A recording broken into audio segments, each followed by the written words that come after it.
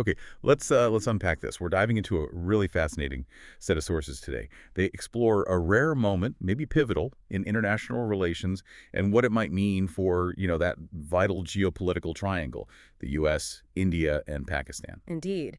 In our deep dive, it really reveals a surprising event, one that's already sparking some pretty significant diplomatic ripples. What's striking, I think, is our main source. It's an excerpt from a YouTube transcript, and it offers this unique perspective on how things are unfolding. That's right. So the mission for us today is to try and understand the implications, the full implications, of a very specific closed-door lunch. It happened recently, challenged some established diplomatic norms, and the reactions, swift and strong. Honestly, what we found in these pages, it genuinely makes you reconsider some things. Okay, so let's set the scene. Our sources detail this lunch, hosted by President Donald Trump at the White House, and the guest, Pakistan's Army Chief, Asim Munir. Yeah, and crucially, what really stands out here is just how rare this is. A meeting like this, White House meetings, they're typically, reserved for heads of state. The public schedule even noted it. 1:00 p.m. local time, closed-door lunch, Pakistan's Army Chief, no media allowed. Rarity is definitely the word. Our sources did some digging into the archives, and what they found really underscores how unusual this was. Only 3 previous Pakistani Army chiefs have ever been hosted by U.S. presidents. We're talking Ayub Khan by Kennedy, Zia Haq by Reagan, and Pervez Musharraf by President Bush. Right, but here's the critical distinction, and this is why this meeting with Asim Munir raises such an important question. In all those other cases, the army chiefs, they'd already seized power. They were acting heads of state, presidents of Pakistan. Asim Munir, though, he was invited purely in his capacity as army chief. So this leads our sources to ask 2 really critical questions. 1, why? Why was he given this honor? And 2, how should India see this? Okay, let's maybe tackle that second question first, because India's reaction, well, it's a huge part of this story. Our sources describe how India had just recently launched this diplomatic campaign against Pakistan. They had delegations visiting various countries, including the U.S., actually, where they met with figures like Vice President J.D. Vance. And if you place this in the broader context, just days after India's diplomatic push, boom, Trump invites Asim Munir to the White House. And what's really starkly laid out in our sources is this massive difference in perception. Munir, the guy invited to the White House, is simultaneously accused by our source of, and I'm quoting here, spewing venom against India. Also, sponsoring the Pulwama attack, which you'll remember was that major terror incident, killed dozens of Indian security personnel, really ramped up tensions, and even killing innocent Indians living along the border. Yeah, the analysis we looked at bluntly calls this an affront to India, a blatant attempt at hyphenation, trying to lump India and Pakistan together. But the diplomatic maneuvering, it didn't actually stop there. Intriguingly, Trump also had a phone call about 35 minutes with Prime Minister Modi just yesterday. Right, and a key detail coming out of that conversation is that Trump apparently invited Modi to visit Washington, D.C. Get this. At the same time as Asim Munir. Modi, however, declined the offer, said he was sticking to his pre-planned visit to Croatia. And he didn't just decline. Our sources say he set the record straight on Operation Sindoor. That's a highly sensitive military operation, always a flashpoint between the two countries. And he apparently shut down Trump's attempts to claim credit for the ceasefire between India and Pakistan. Our sources note Trump's claimed credit for this, at least 14 times now? And usually any pushback came from, the Indian Foreign Ministry, lower level. This time, straight from the Prime Minister himself. Exactly.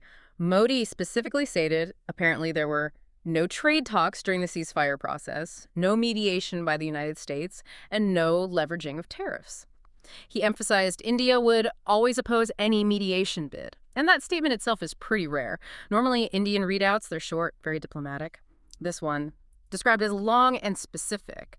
The source suggests it indicates New Delhi is, losing patience with Washington. It's quite something. And then, remarkably, just hours after Modi's direct pushback, what does Trump do? He claims credit for the ceasefire again, stating he stopped a war between Pakistan and India. Wow. He praised Modi, but also an unnamed man from Pakistan, presumably Munir. Wow. Okay. So yeah, that brings us right back to that first big question our sources pose. What actually explains Trump's outreach to Pakistan's army chief? Our material, it lays out 3 main possibilities. Okay, the first one presented is counterterrorism. Now, Despite acknowledging Pakistan's, let's say, double game on terror, the U.S. seems to be betting on Islamabad to handle terrorists in Afghanistan. There's even a quote from a U.S. general calling Pakistan a phenomenal partner in this area. And they highlight Pakistan's own active fight, over 1,000 attacks, maybe 700 security and civilian deaths, 200 wounded. It's significant. But our sources immediately offer a counterpoint, this counterterrorism partnership. It isn't exactly new. And, they argue, it could usually be managed by security officials, maybe U.S. generals on the ground. Trump getting directly involved like this with a presidential lunch, Yeah. it suggests something more, maybe a more political angle, as the source puts it. Okay, so that's one theory. The second possibility floated is Iran. Pakistan, remember, shares a long border with Iran, 900 kilometers? So the theory presented suggests that if the U.S. were to get involved in some kind of conflict with Iran, they might want Pakistan's support, maybe access to bases or intelligence sharing, that kind of thing. Right. But this theory also gets challenged in the material we reviewed.